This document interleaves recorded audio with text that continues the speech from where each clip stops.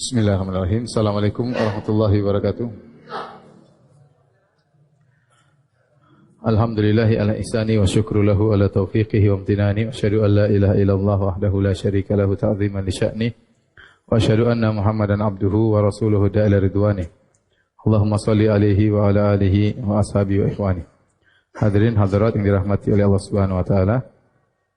Kita lanjutkan bahasan kita dari Syarah Al-Aqidah Al-Wasithiyah, dan sekarang kita masuk pada bahasan berikutnya tentang sifatul ainain, tentang sifat dua mata Allah Subhanahu wa taala. Al-Imam Ibnu Taimiyah rahimahullah taala membawakan 3 ayat yang berkaitan dengan sifat mata Allah Subhanahu wa taala. Yang pertama dalam surat Tur ayat 48, kata Allah Subhanahu wa taala, "Wasbir li hukmi rabbika fa innaka bi a'yunina." Bersabarlah untuk hukum Rabbmu, sesungguhnya engkau di bawah pengawasan kami, yaitu di bawah penglihatan kami. Kemudian ayat yang kedua dalam surat Al-Qamar, wa hamalnahu ala dzati alwahin wa dusur, dan kami membawa Nuh alaihissalam di atas kapal yang terbuat dari papan-papan dan paku-paku, tajri bi a'yunina jazaa'an liman kana kufir. Yang kapal tersebut berjalan dengan penglihatan kami, yaitu dengan pandangan kami, ya, sebagai balasan bagi orang yang dikufurkan, yaitu sebagai pertolongan bagi Nabi Nuh alaihissalam. Kemudian ayat yang ketiga, wa qauluhu wa alqaitu alaika mahabbatan minni wa litusna'a ala aini, dan aku memberikan kepada engkau rasa cinta dariku, wa litusna'a ala aini, dan agar engkau diasuh di bawah pengawasanku. Inilah 3 ayat yang berkaitan dengan sifatul ainain. Ya. Dalam ayat, jadi adapun dalil-dalilnya tentang sifat dua mata Allah Subhanahu wa taala ada dari Al-Qur'an maupun dari sunnah, ya. Al-Qur'an dan sunnah, hadis. Adapun Al-Quran maka ada 2 model, ya. Datang dalam lafal mufrad, tunggal. Kemudian datang dalam lafal jama'. Lafal jama' atau plural. Ya. Yang datang dalam lafal mufrad, ya, kata Allah Subhanahu wa taala, wa alqaitu, yang disebutkan oleh Imam Ibnu Taimiyah, wa alqaitu alaika mahabbatan minni wa litusna'a ala aini. Dan aku melemparkan kepada engkau rasa cinta dariku, wa litusna'a ala aini. Kata para ulama, Allah memberikan rasa cinta sehingga semua orang cinta kepada Nabi Musa alaihissalam, ya. Makanya ketika dia ditemukan oleh istrinya Fir'aun, langsung istrinya jatuh cinta, ingin sayang kepada Nabi Musa, si kecil Musa. Kemudian dia tinggal di kerajaan Fir'aun, dan Fir'aun pun sayang sama dia. Dan subhanallah, orang-orang Bani Israel pun sayang Nabi Musa. Dan kita juga kaum muslimin juga cinta dengan Nabi Musa alaihissalam, Nabi yang sangat hebat, yang luar biasa, yang kisahnya sering disebutkan oleh Allah dalam Al-Quran. Di sini walitusna'a ala aini, di sini aini tunggal, ya. Lafal mufrad. Itu agar kau diasuh di atas penglihatanku, di atas mataku, maksudnya di atas penglihatanku. Kemudian lafal jama' datang dalam 2 ayat, ya, di antaranya firman Allah Subhanahu wa taala, wa hamalnahu ala dzati alwahi wa dusur tajri bi a'yunina jazaa'an liman kana kufir. Bahwasanya perahu yang dinaiki oleh Nabi Nuh berlabuh di atas lautan bi a'yunina, dengan pandangan kami, dengan mata-mata kami, yaitu dengan Allah mengawasi perahu tersebut. Padahal perahu tersebut sangat sederhana. Kata Allah, wa hamalnahu ala dzati alwahin wa dusur. Kami angkat Nabi Nuh dan pengikutnya di atas perahu yang hanya terbuat dari lempengan-lempengan yang sederhana dan paku-paku. Ini artinya kapal Nabi Nuh kapal yang sangat sederhana. Bahkan kata para ulama itulah kapal pertama di dunia, ya. Sangat sederhana. Sementara ombak yang ada ketika itu sangat besar ya, bahwasanya kata Allah Subhanahu wa taala kal jibal ya. Ombaknya seperti gunung, tetapi karena kapal tersebut diawasi oleh Allah Subhanahu wa taala dan tatkala berlabuh Nabi Nuh berkata bismillahi majreha wa mursaha, maka kapal tersebut meskipun dengan ombak yang setinggi gunung tetap selamat karena di bawah pengawasan siapa? Allah Subhanahu wa taala. Demikian juga firman Allah Subhanahu wa taala dalam surat Al-Qamar, kemudian dalam surat Tur kata Allah Subhanahu wa taala wasbir li hukmi rabbika fa innaka bi a'yunina.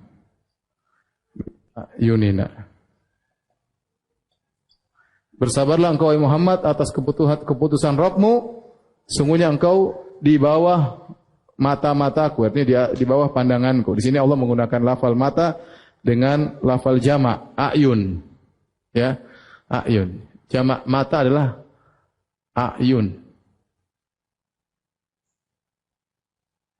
A'yunun ya. Kemudian adapun mufrad yaitu ain ya.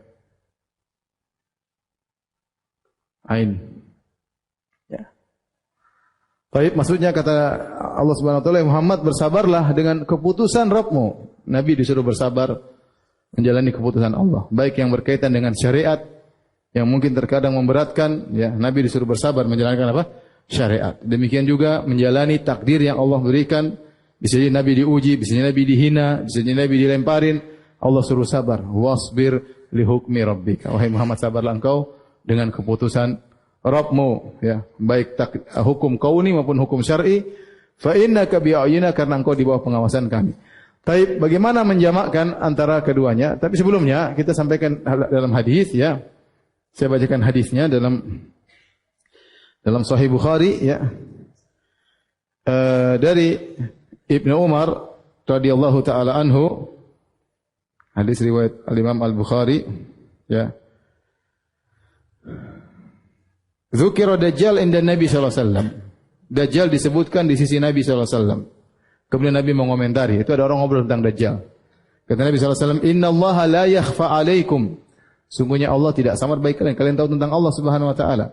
Innallaha laisa bi'awar. Sungguhnya Allah tidaklah buta sebelah. Wa asyara biyadihi ila ainihi. Dan Nabi mengisyaratkan dengan tangannya ke arah matanya. Kata Nabi, Allah laisa bi'awar. Ingat, Allah tidak buta sebelah. Sambil mengisyaratkan ke mata Nabi sallallahu alaihi wasallam. Wa innal masiha a'warul ainil yumna. Sungguhnya adapun Dajjal a'warul ainil yumna, yaitu matanya buta sebelah. Jadi hadisnya Sahih Bukhari, kata Nabi sallallahu alaihi wasallam, "Innallaha la yakhfa 'alaikum." Ya. Wa innallaha laisa bi'awar. Wa asyara biyadihi ila ainihi. Wa inna ad-dajjal a'waru al-ain al-yumna.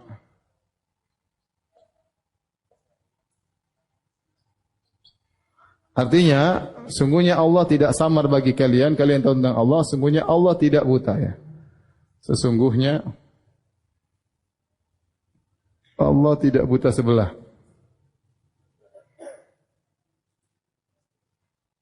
Dalam hadis ini, wa asyara biyadihi ila ainihi. Ini jadi poin penting. Nabi sallallahu alaihi wasallam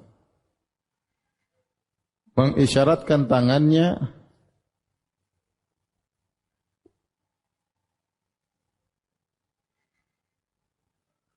ke matanya, ke mata beliau. Kemudian beliau berkata, wa inna dajjal a'waru ainil yumna. Dajjal buta mata kanannya. Tapi berdasarkan hadis ini, para ulama ijma bahwasanya Allah memiliki dua mata, ya. Ya, ijma ulama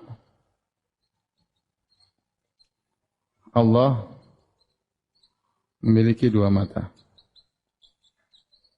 sisi pendalilannya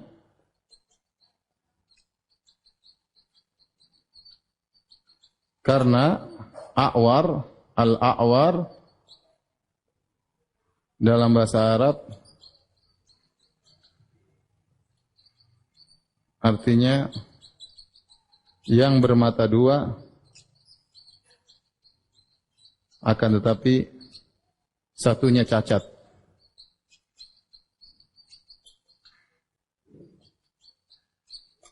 Sementara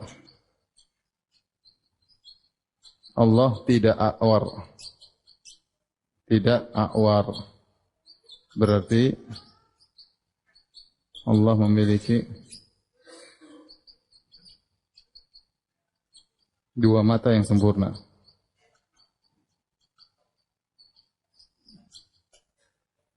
Dua mata yang sempurna. Datang dalam hadis dengan lafal dua mata, tapi hadisnya dhaif ya. Hadisnya datang dalam hadis ya, yaitu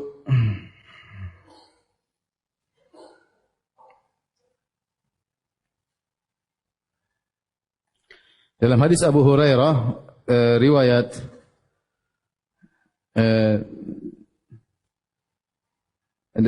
dalam hadis Abu Hurairah kata Nabi sallallahu alaihi wasallam, innal abda idza qama fi sholati qama baina ainai rahman. Innal abda idza qama fi sholati qama baina ainai rahman. Sungguhnya seorang hamba jika sedang berdiri salat, dia berdiri di antara dua mata Allah. Tetapi hadis ini disebut dua mata, tapi hadisnya dhaif, didhaifkan oleh Syekh Al-Albani rahimahullahu taala. Ya, sehingga hadis ini tidak bisa dijadikan dalil. Baik, perhatikan di sini Nabi sallallahu alaihi wasallam menekankan ketika Nabi menyebutkan tentang mata, kata Nabi sallallahu alaihi wasallam, ya innallaha laisa bi'awar. Sungguhnya Allah tidak buta sebelah. Nabi menunjukkan tangannya ke arah matanya. Ini sudah kita jelaskan berulang-ulang karena Nabi sallallahu alaihi wasallam dalam beberapa hadis tatkala menyebut tentang sifat, Nabi mengisyaratkan kepada anggota tubuhnya. Bukan untuk menyamakan sifat Allah dengan sifat Nabi, tetapi untuk menegaskan bahwasanya sifat tersebut sifat yang hakiki. Paham? Contoh seperti kemarin kita ajak bahas waktu Rasulullah SAW menjelaskan bahwasanya Allah memegang langit dan bumi, kemudian Nabi mendekap tangannya dan membuka tangannya. Bukan tangan Allah seperti tangan Nabi, tapi maksudnya sungguh-sungguh Allah memegang langit dan bumi pada hari kiamat. Demikian juga dalam hadis yang sahih juga Nabi SAW waktu mengatakan innallaha kana sami'an basira, sungguhnya Allah Maha melihat lagi Maha mendengar. Asyara, kemudian Nabi beri isyarat ke mata dan telinganya. Para ulama mengatakan ini 3 hadis di antaranya, mungkin ada hadis-hadis yang lain, cuma yang saya tahu sampai sekarang 3 hadis. Ketika Nabi menyebut yang sifat-sifat Allah, Nabi beri isyarat kepada tubuhnya. Sebut sifat mata, Nabi tunjuk ke matanya. Sebut tentang pendengaran dan penglihatan, Nabi beri pendengaran dan penglihatan. Asal kepada telinga dan matanya. Ya. Ketika Nabi SAW berbicara tentang Allah menggenggam langit dan bumi, Nabi menggerakkan tangannya. Berarti sifat-sifat tersebut sifat-sifat yang hakiki. Paham? Bukan majazi. Paham? Namun bukan berarti Nabi menyamakan tangan Nabi dengan tangan Allah atau mata Nabi dengan mata Allah. Tidak. Tapi ini sekedar untuk pendekatan agar para pendengar paham bahwasanya ini adalah mata Allah yang hakiki, bahwasanya tangan Allah yang hakiki, pendengaran penglihatan Allah yang hakiki. Baik. Adapun yang menyatakan dengan jelas para ulama yang dengan tegas menyatakan dua mata Allah, di antaranya Ad-Darimi dalam kitabnya bantahan terhadap Bishr al-Maraisi, kemudian Ibnu Khuzaimah dalam kitab Tauhid. Ibnu Khuzaimah ini ya muridnya Madzhab Syafi'i, ulama besar Madzhab Syafi'i, ahli hadis. Muridnya Al-Muzani atau murid-muridnya Al-Muzani ya. Juga dalam kitab Tauhid yang mengatakan Allah punya dua mata ya. Kemudian yang lain juga yang mengatakan bahwasanya Allah punya dua mata, di antaranya Abu Ismail Al-Harawi dalam kitabnya Dalail Tauhid. Kemudian Ibnu Qutaibah ya dalam Ta'wil Mushkil Hadis.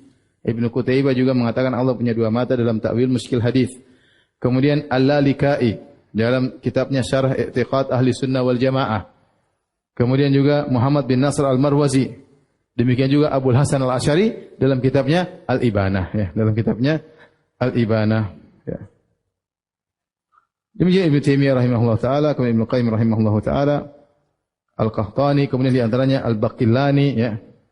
Dia menyatakan Allah matanya dua, banyak ya tadi disebutkan ya. Ad-Darimi, Ibnu Khuzaimah ya. Ibnu Qutaibah, Al-Lalikai, Muhammad bin Nasr Al-Marwazi,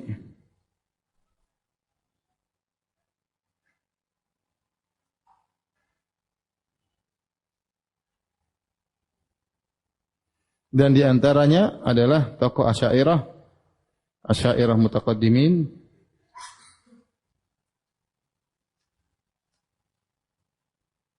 Tadi siapa?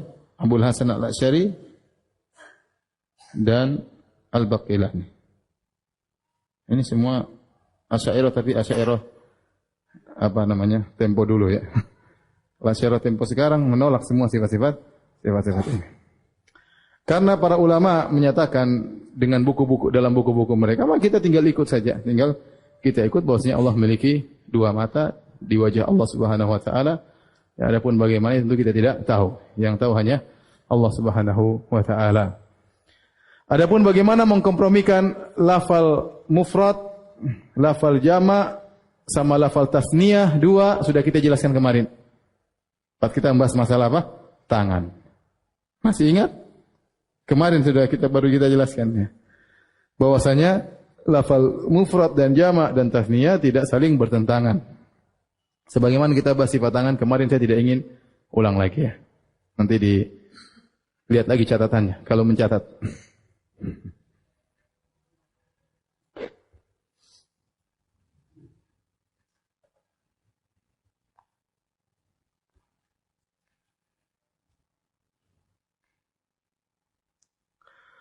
Baik, sebagai peringatan, terkadang kita dapati dalam buku-buku tafsir, para ulama Ahlus Sunnah wal Jamaah tatkala menafsirkan misalnya tajri bi ayunina, sungguhnya kapal tersebut mengalir atau berlabuh di lautan bi ayunina dengan penglihatan kami, kemudian diartikan dengan pengawasan kami. Pengawasan kami. Ingat, ini bukan takwil, tapi itu tafsir dengan kelaziman. Tafsir dengan kelaziman ya. Ini sudah saya sering sampaikan. Seperti walitusna'a ala aini, agar kau wahai Musa diasuh dengan mata kami, maksudnya dengan penglihatan kami, maksudnya dengan pengawasan kami, dengan pengawasan kami. Dan ini bukan takwil tapi tafsir dengan lazim. Ya, kenapa? Karena ulama Ahlus Sunnah tidak menolak sifat mata. Mereka menetapkan sifat mata dan mereka menetapkan tafsir dari kelaziman mata tersebut. Artinya Allah melihat, berarti Allah mengawasi. Berarti Allah mengawasi. Sebagaimana saya sebutkan dari Ibnu Jarir At-Tabari. Ibnu Jarir At-Tabari ya, tatkala menafsirkan bal yadahu mabsutatani yunfiku kaifa yasha. Bahkan kedua tangan Allah terbentang berinfak sebagaimana Allah kehendaki. Kata dia terbentang maksudnya Allah dermawan.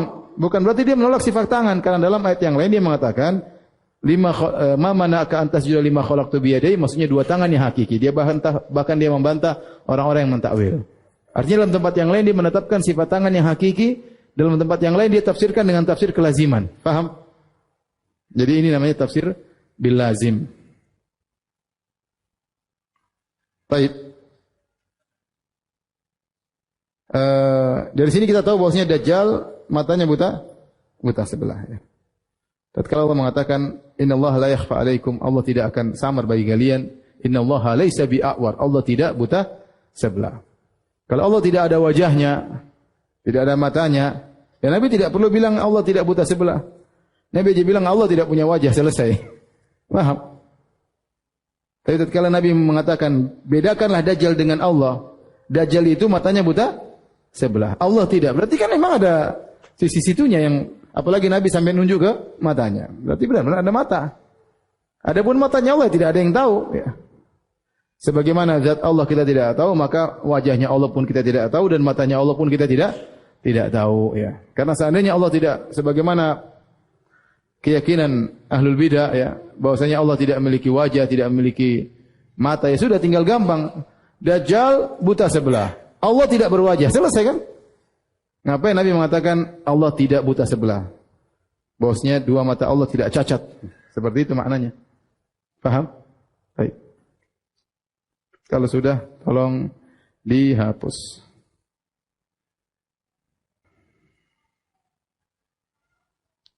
Selanjutnya kita masuk pada pembahasan sifat mendengar dan melihat. Ya. Imam Taimiyah rahimahullah ta'ala membawakan banyak ayat berkaitan dengan sifat mendengar dan melihat. Dan kedua sifat ini sudah kita jelaskan pada pertemuan-pertemuan sebelumnya, namun kita mengulangi lagi dengan singkat ya. Di antaranya firman Allah Subhanahu wa taala surat Al-Mujadalah ayat 1, "Qad sami'a Allahu qaulal lati tujadiluka fi zawjiha wa tashtaki ila Allah wallahu yasma'u tahawurakuma innallaha sami'un basir." Ya, sungguh Allah telah mendengar perkataan sang wanita yang mengadukan ya kepada engkau tentang suaminya. Wa tashtaki ila Allah, dan dia mengadukan kepada Allah Subhanahu wa taala. Wallahu yasma'u tahawurakum. Allah sedang mendengar diskusi kalian berdua, perbincangan kalian berdua. Innallaha sami'un basir. Sungguhnya Allah Maha mendengar lagi Maha melihat. Kemudian juga firman Allah, laqad sami'a Allahu qaulal ladzina qalu innallaha faqirun wa nahnu aghnia. Dan sungguh Allah telah mendengar perkataan orang Yahudi yang mengatakan sungguhnya Allah fakir dan kami yang kaya. Kemudian juga firman Allah, am yahsabuna anna la nasma'u sirrahum. Apakah mereka menyangka kami tidak mendengar bisikan-bisikan mereka, wa najwahum, dan rahasia mereka. Bala wa rusuluna ladaihim yaktubun. Bahkan rasul para malaikat kami di sisi mereka sedang mencatat bisikan mereka dan rahasia mereka. Kemudian juga firman Allah terhadap Nabi Musa dan Nabi Harun, innani ma'akuma asma'u wa ara. Sungguhnya aku bersama kalian berdua, aku mendengar dan aku melihat. Kemudian juga firman Allah, alam ya'lam bi anna Allah yara. Tidaklah dia tahu bahwasanya Allah melihat. Kemudian juga firman Allah, alladzi yaraka hina taqum, yang Allah melihat engkau tatkala kau sedang berdiri untuk salat. Wa taqallubaka fis sajin, tatkala kau sedang sujud bersama orang-orang yang sujud, innahu huwas samiul alim. Sungguhnya Allah mendengar lagi Maha mengetahui. Kemudian Allah yang terakhir, wa qul i'malu fasayarallahu amalakum, beramalah kalian maka Allah akan melihat amalan kalian. Wa rasuluhu wal mu'minun, demikian juga Rasulullah akan melihat amalan kalian dan kaum mukminun akan melihat amalan kalian. Taib, ini ayat-ayat berkaitan dengan sifat as-sama wal basar.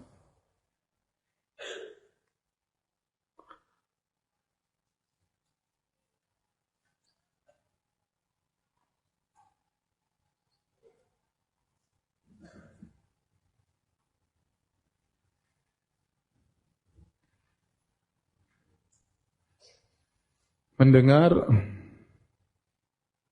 dan apa? Melihat.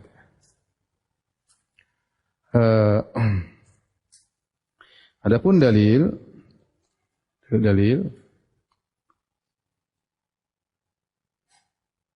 sudah pernah kita jelaskan, kita singgung sedikit ya, bahwasanya ada dalil akli dan dalil nakli. Nakli maksudnya Al-Quran dan Sunnah. Dalil akli maksudnya dalil akal, dalil logika. Ahlus Sunnah wal Jamaah tatkala menetapkan sifat-sifat Allah menempuh dua metode, baik dengan nakli, Al-Quran dan Sunnah itu merupakan pendalilan yang utama. Kemudian juga kalau memungkinkan dengan dalil akli, maka juga dengan dalil akal ya. Maka dalam dalil akal ada dua metode disebut dengan dalil kamal. Yang kedua disebut dengan dalil al-muqabalah atau al-dhiddiyah. Dalil kamal yaitu kesempurnaan.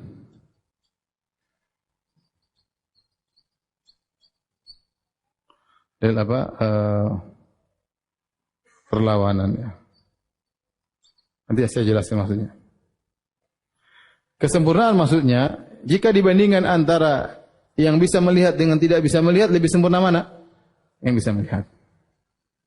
Qul hal yastawil a'ma wal basir, kata Allah Subhanahu, apakah sama antara orang buta dengan orang yang bisa melihat? Am hal tastawi dhulumatu wan nur? Ya. Qul hal yastawil a'ma wal basir. Hal yastawi al-a'ma wal basir. Apakah sama antara yang buta dan yang melihat? Tentu tidak sama. Jika dilihat mana yang lebih sempurna antara yang melihat atau yang tidak melihat, maka lebih sempurna mana? Yang melihat. Maka secara akal Allah yang maha sempurna berarti Allah maha melihat. Adapun dalil al-muqabalah atau diddiyah maksudnya kalau Allah tidak melihat berarti Allah buta, seperti itu maksudnya. Kalau tidak melihat berarti Allah buta, dan buta adalah sifat yang tidak layak bagi Allah. Ya, ini perbandingan, kesempurnaan maksudnya perbandingan ya. Perbandingan. Mana yang lebih sempurna?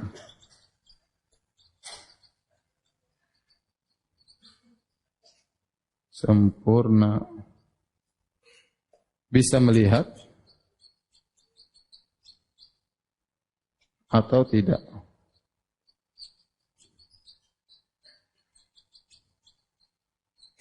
Adapun dalil muqabalah perlawanan artinya maksudnya jika Allah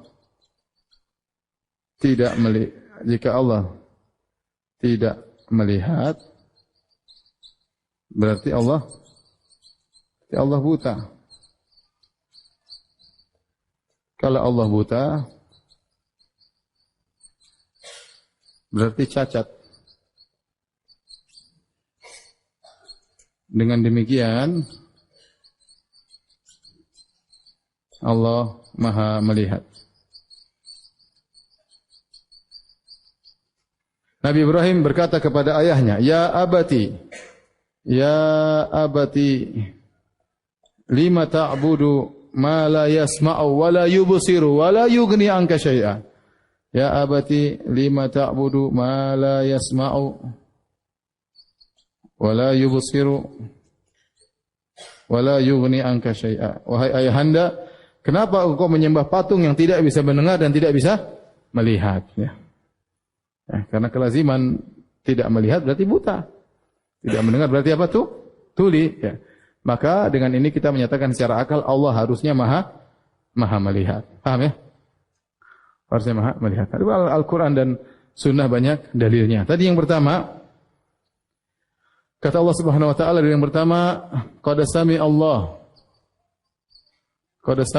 qawla allati tujadiluka fi zawjiha wa tashtaki ila Allah wallahu yasma'u tahawurakuma. Wallahu yasma'u tahawurakuma. Innallaha sami'un basir. Innallaha sami'un basir. Di sini Allah menggunakan di fi'il pertama mudhari', fi'il madhi dan fi'il mudhari'. Yasma'. Qad sami'a, sungguhnya Allah telah mendengar keluhan seorang wanita kepada Nabi tentang suaminya. Kapan Allah mendengar? Ketika terjadi pembicaraan atau tidak? Setelah wanita mengeluhkan kepada Nabi, baru Allah mengatakan Allah telah mendengar. Atau Allah mendengar di zaman jahiliyah, zaman azali? Tidak, sudah kita jelaskan. Allah Maha mendengar sejak zaman azali, tapi pembicaraan ini baru Allah dengar belakangan, paham? Karena kalau kita bilang Allah sudah zaman azali sudah mendengar, berarti pembicaraan itu juga sudah ada di zaman azali. Paham? Paham tidak? Baik. Saya ulang lagi sekali ya, kalau enggak paham keterlaluan. Ini wanita, Khawlah namanya, waktu dia mengeluh kepada Nabi tentang suaminya, terjadi pada tahun 1400 sekian. Pada tahun apa? Tahun Hijriah, berapa Hijriah? Tahun beberapa Hijriah di Madinah, ya. Berarti 1400 tahun yang lalu, ya. Baik. Kejadiannya tatkala itu dia mengeluh kepada Nabi tentang suaminya. Kemudian Allah turunkan ayat, qad sami Allah telah mendengar pembicaraan tadi. Paham? Allah Maha mendengarnya sejak kapan? Sejak azali. Tapi Allah mendengar suara ini muncul kapan? Belakangan atau sejak azali? Belakangan. Kalau sejak azali berarti suara ini sudah ada di zaman azali. Ini tidak masuk akal. Paham? Dan itulah akidah Ahlussunnah wal Jamaah, bahwasanya sifat mendengar Allah qadimun nau' hadisul ahad. Secara jenisnya dia sudah azali, tapi kapan mendengarnya terserah Allah Subhanahu wa taala. Kemudian Allah mengatakan wallahu yasma'u, Allah sedang, yasma'u sedang. Yes, ini sedang artinya. Sedang mendengar. Telah mendengar. Wallahu yasma'u tahawurakum. Allah sedang mendengar pembicaraan kalian berdua. Artinya tatkala turun ayat itu Nabi sedang berdiskusi sama si Khawlah, si wanita tersebut. Berarti sedang mendengar sekarang, bukan azali. Nah, ini berbeda dengan sudah kita jelaskan pertemuan yang sebelumnya, berbeda dengan akidahnya Asy'ariyah yang mengatakan Allah mendengar sejak zaman azali, sehingga akhirnya mereka terpaksa mentakwil mendengar dengan mengetahui tentang suara. Bukan mendengar, tapi ditakwilkan dengan apa? Al-ilmu bil masmu'at, mengetahui tentang suara-suara yang akan datang di masa depan. Terpaksa mereka demikian. Paham? Karena mereka mengatakan tidak ada namanya Allah mendengar di masa depan, sehingga mereka terpaksa mentakwil sifat mendengar dengan mengilmui. Kalau mengilmui tentang masa depan meskipun belum terjadi bisa diilmui, paham? Tapi kalau mendengar ya nggak bisa mendengar, harus ada suara yang dengar. Inilah sebabnya mereka mentakwil mendengar dengan mengilmui. Tapi itu adalah takwil yang batil. Kita tahu beda antara berilmu dengan mendengar. Dua hal yang berbeda. Berarti hakikatnya mereka menolak sifat mendengarnya Allah Subhanahu wa taala. Baik. Ayat yang kedua, laqad sami'a Allahu qaulal ladzina qalu innallaha faqirun wa aghniya. Sungguh Allah telah mendengar perkataan orang-orang yang mengatakan orang Yahudi Allah fakir dan kami orang kaya. Ya. Am yahsabu annana la nasma'u sirrahum wa najwahum. Apakah mereka menyangka kami tidak mendengar rahasia mereka dan bisikan-bisikan mereka? Bala wa rusuluna ladaihim yaktubun. Bahkan para malaikat kami di sisi mereka sedang mencatat, ya. Allah mendengar dan malaikat mencatat lengkap. Kemudian firman Allah yang berikutnya, innani ma'akum asma'u wa ara.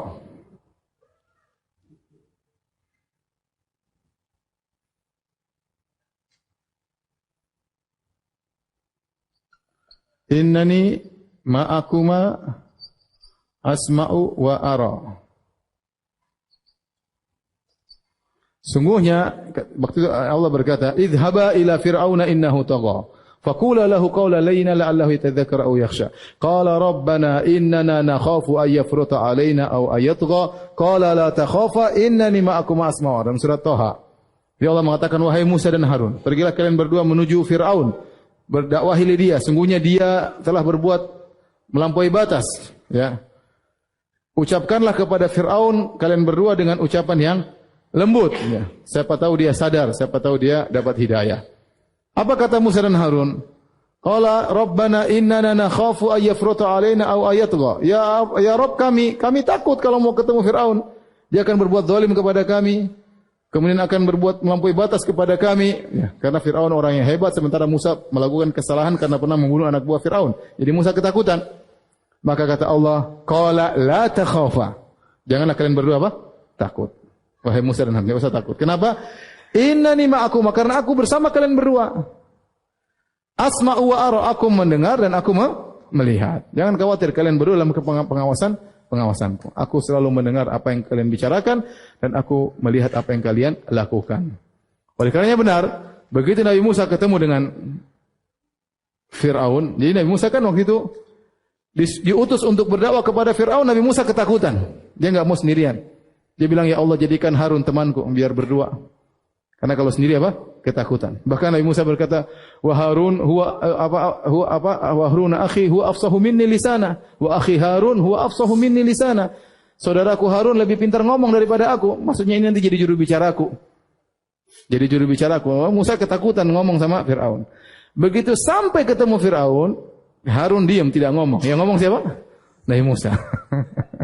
Yang ngomong Musa, bahkan dia pandai berdebat. Kenapa? Karena Allah mengatakan asma'u, aku dengar kalian ngomong, tenang aja. Fir'aun jawab apa? Allah ilhamkan kepada Nabi Musa untuk menjawab. Fir'aun ngomong apa? Allah ilhamkan Nabi Musa untuk apa?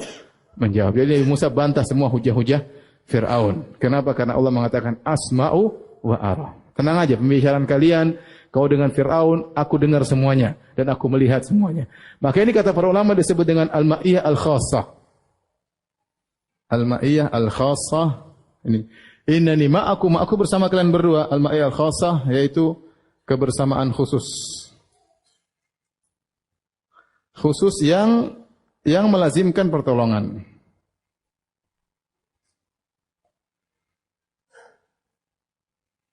Karena al-ma'iyah ada dua. Al-ma'iyah ada dua, al-ma'iyah al-ammah Yang kedua al-ma'iyah al-khas. Al-ma'iyah itu kebersamaan umum. Maksudnya Allah bersama seluruh makhluknya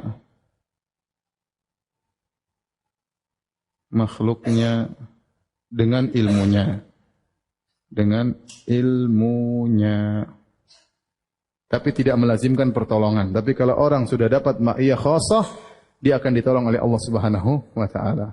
Makanya ketika Nabi Muhammad SAW bersama Abu Bakar dalam goa, datanglah pasukan sudah di mulut goa, maka Abu Bakar ketakutan. Kata Abu Bakar radhiyallahu anhu, "Ya Rasulullah, lau anna ahadahum absara ila tahti qadamaihi la absarana." Kalau salah seorang nengok ke bawah, lihat ke kakinya pasti sudah ngelihat kami. Kata Nabi SAW, "Ya Abu Bakrin, ya, ma dhannuka bisnain Allahu salisahuma." Wahai Abu Bakar, bagaimana menurutmu tentang dua orang, Allah yang ketiganya, itu Allah bersama kita. Allah bersama kita, Allah pasti tolong kita. Maka dalam ayat Allah abadikan, "Tsaniyasnaini idhuma fil ghar idh yaqul li sahibi la tahzan innallaha ma'ana." Muhammad berkata kepada temannya ketika mereka berada dalam goa, "La tahzan, jangan kau sedih, jangan kau khawatir. Innallaha ma'ana, Allah bersama kita." Bersama kita maksudnya bersama khusus, bersama umum. Bersama khusus. Kalau bersama umum Allah Allah bersama semuanya, bersama orang kafir, bersama pelaku maksiat, tapi kebersamaan apa? Umum, yaitu Allah mengetahui apa yang mereka lakukan. Tapi ini kebersamaan apa? Khusus yang melazimkan pertolongan dari Allah Subhanahu wa taala. Di sini asma'u wa ara, aku mendengar dan aku melihat apa yang kalian lakukan.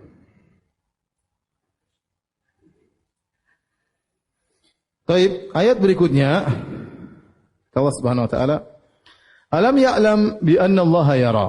Tidakkah dia tahu bahwasanya Allah melihat? Artinya ini ancaman, ya.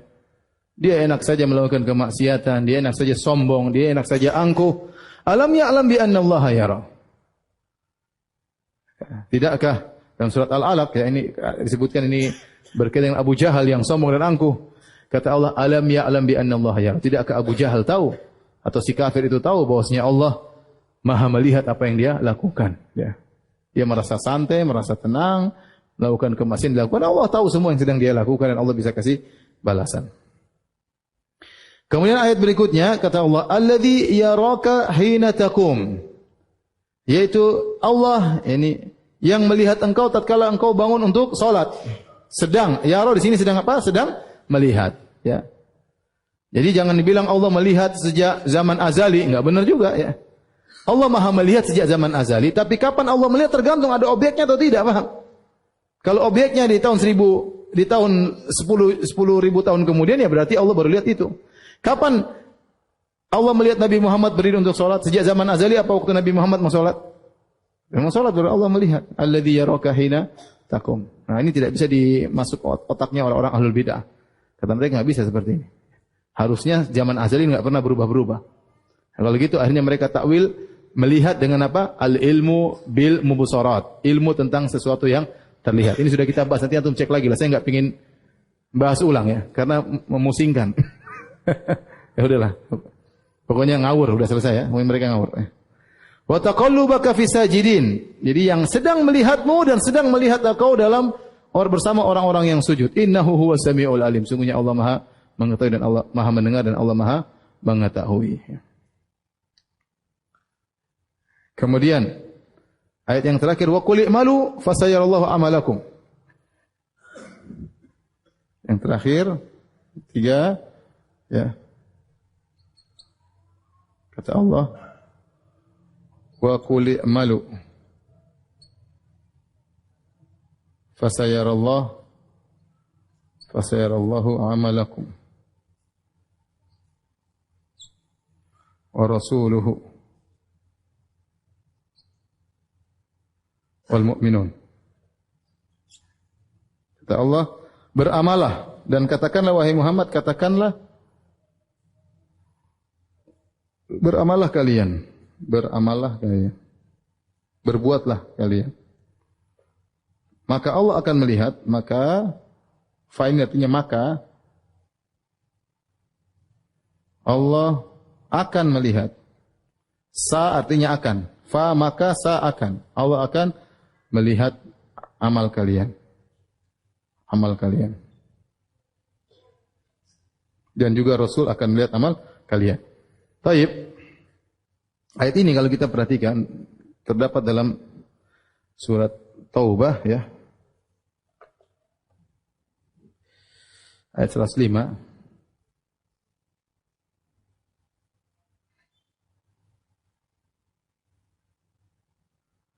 Sebelumnya Allah berbicara tentang sebagian model manusia.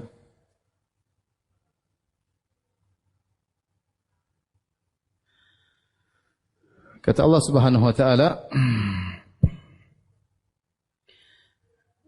tentang orang-orang munafik ya, kata Allah ya. Sebelumnya Allah sebutkan ayat 100 tentang sabiqunal awwalun wal muhajirun, para sahabat dan orang-orang yang mengikuti mereka dengan baik. Setelah itu Allah sebutkan ayat 101 tentang orang-orang munafik. Mimman haulakum minal a'rabi munafiqun wa min ahli Madinah, di antara kalian orang Arab Badui ada yang munafik dan di penduduk Madinah juga ada orang munafik. Kata Allah, sanu'adzibuhum marratain, kami akan menyiksa mereka 2 kali. Setelah itu Allah sebutkan kelompok yang lain, satunya orang beriman, kedua orang munafik, ketiga orang yang setengah-setengah. Mencampurkan antara amal saleh dengan apa? Kemaksiatan. Ayat 102 kata Allah, wa akharuna a'tarafu bidzunubihim khalatu amalan salihan wa akhara sayyi'ah. Ada pula orang lain yang mengakui dosa-dosa mereka. Mereka mencampur adukan pekerjaan mereka yang baik dengan pekerjaan mereka yang buruk. Itu mencampur amal saleh dengan wa akhara sayyi'ah, dengan maksiat. Asallahu ayyatuba alaihim. Semoga Allah menerima taubat mereka. Innallaha ghafurur rahim. Sungguhnya Allah Maha Pengampun lagi Maha Penyayang. Kemudian kata Allah Subhanahu wa taala pada ayat 104, "Alam ya'lamu annallaha huwa yaqbalu taubatan ibadihi." Tidakkah mereka tahu Allah menerima taubat dari hamba-hambanya? Wa ya'khudhu shadaqat, dan menerima sedekah. Wa anallahu tawwabur rahim, dan Allah Maha menerima taubat dan Maha Penyayang. Setelah itu baru ayat 105, "Wa qul i'malu fasayarallahu amalakum." Katakanlah ya Muhammad kepada mereka, perbuatlah. Mau munafik silakan, mau kafir silakan, mau beriman silakan, mau maksiat silakan. Allah setelah menyebutkan berbagai macam model manusia, Allah tutup ayatnya dengan mengatakan wa qul i'malu fasayarallahu amalakum. Katakanlah Muhammad kepada mereka, lakukanlah apa yang kalian kehendaki, fasayarallahu amalakum. Allah akan melihat amal perbuatan kalian. Ayat ini ada yang mengatakan ini tahdid, ancaman, ya. Atau juga kabar gembira kepada orang yang saleh. Ancaman bagi orang bermaksiat, ya sudah, bikin aja. Emang Allah enggak lihat kalian bikin, Allah akan lihat apa yang kalian lakukan pada hari kiamat kelak, atau Allah akan melihat apa yang kalian lakukan, ya. Atau ini hiburan bagi orang yang beramal saleh, meskipun tidak ada yang lihat dia lakukan, maka Allah akan melihat apa yang dia lakukan. Tidak usah sedih kalau kita beramal soleh nggak ada yang lihat. Tidak perlu kita update di status ya. Tidak perlu. Tidak usah sedih. Waduh, nggak ada yang tahu, nggak ada yang like. Nggak apa-apa, nggak ada yang like ya. Cukup Allah yang tahu ya. Maka tidak perlu pengakuan orang lain. Kenapa? Karena fasayarallahu amalakum. Allah akan melihat perbuatan kalian. Ya. Demikian juga orang melakukan maksiat juga hati-hati. Meskipun dia bersendirian, fasayarallahu amalakum. Allah akan melihat perbuatannya. Ya, jadi ini ancaman sekaligus peringatan sekaligus kabar gembira bagi orang yang beramal soleh. Di sini kata Allah Subhanahu Wa Taala, ya, Allah akan melihat amal kalian.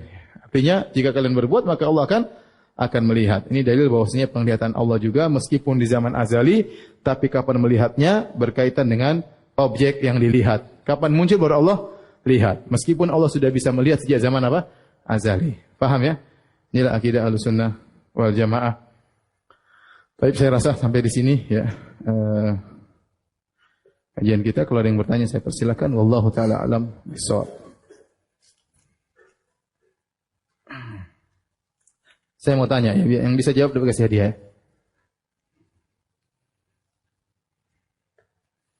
Baik, pertanyaan pertama. Tadi disebutkan ada 2 dalil akal tentang sifat melihat dan mendengar ya. Masih tertulis ya? Siapa yang bisa jelaskan salah satunya? Ya udah silakan. Ya, terus dalil mana? Dalil akli?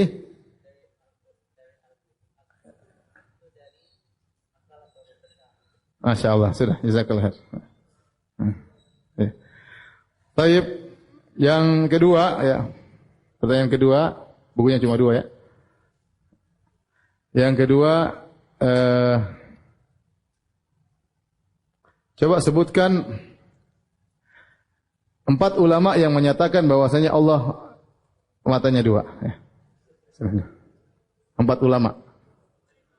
Ibnu Khuzaimah, terus Al-Lalikai, terus Imam Abul Hasan Al-Asy'ari. Siapa? Ya udah enggak apa sini. Tafadhal. Silakan. Mau ditanda tangan kah?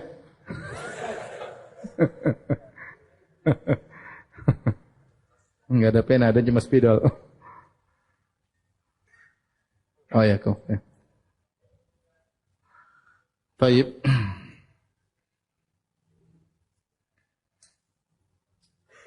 Ustadz, bagaimana dengan menepis teori-teori seperti geosentris, heliosentris, Kopernikus, planetari, Yer dan lain-lain yang bertentangan dengan Al-Quran dan hadis tersebut telah dipercaya kebenarannya dalam dunia akademis.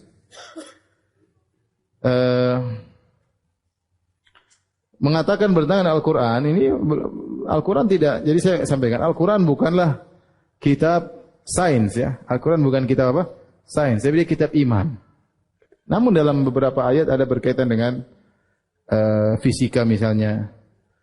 Ada pun menyatakan bahwasanya Al-Quran bertentangan dengan sains modern, maka ini perlu dicek kembali. Apakah memang penafsirannya seperti itu? Ya, bahwasanya seperti mengatakan, contoh sederhana, mengatakan bahwasanya Al-Quran menunjukkan bumi itu datar. Ya.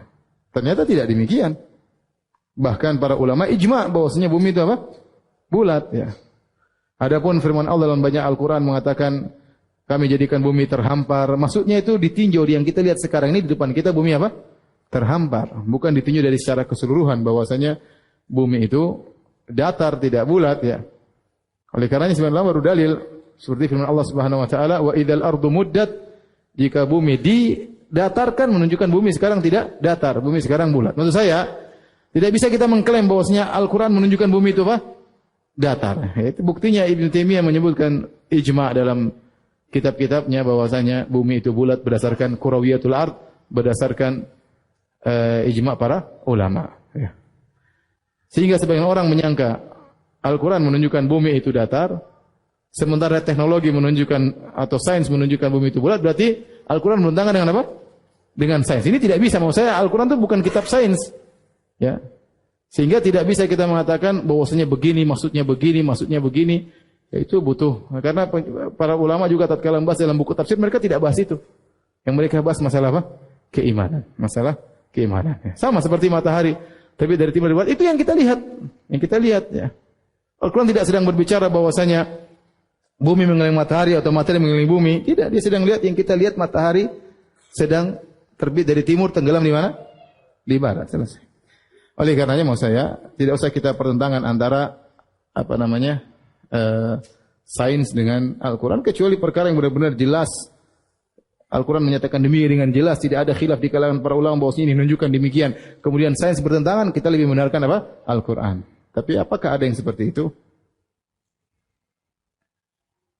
Contoh seperti misalnya Al-Quran mengatakan atau dalil-dalil menunjukkan matahari terbit dari timur, terus berdasarkan sains modern ternyata matahari terbit dari barat. Ya sudah, kita jangan percaya sama sains modern. Kenapa? Karena para ulama semua tatkala menjelaskan, mereka menjelaskan matahari terbit dari mana?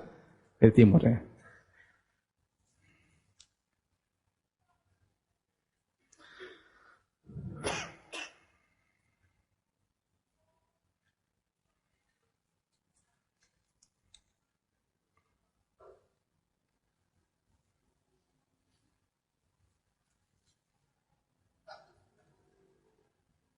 Ustaz, apa benar tangan Allah keduanya adalah tangan kanan? Kita sudah sebutkan kemarin hadis dalam Sahih Muslim kata Nabi SAW, wa kilta yadayhi yamin. Kedua tangan Allah apa? Kanan. Ya. Kedua tangan Allah kanan.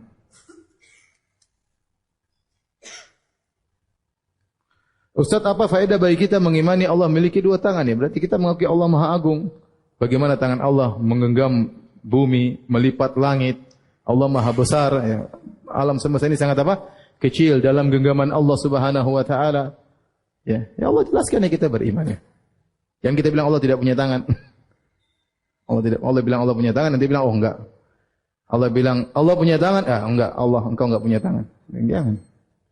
Kurang beradab kepada Allah Subhanahu wa taala. Apa hukum baca Al-Qur'an melalui aplikasi HP? Enggak ada masalah, silakan. Bagaimana batasan mengejar dunia? Ya, dunia kalau dijadikan sarana untuk akhirat tidak apa dikejar.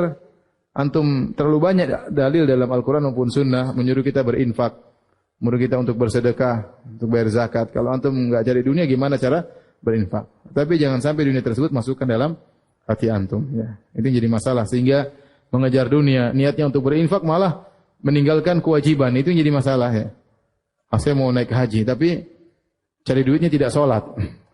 Nah itu enggak benar seperti itu. Ya, kita cari harta, ada waktunya kita ibadah dan tatkala kita mencari harta kita niatkan karena Allah Subhanahu wa taala. Itulah kita bisa menerapkan firman Allah, "Wa ma khalaqtul jinna wal insa illa liya'budun." Tidaklah kuciptakan jin dan manusia kecuali untuk beribadah kepadaku.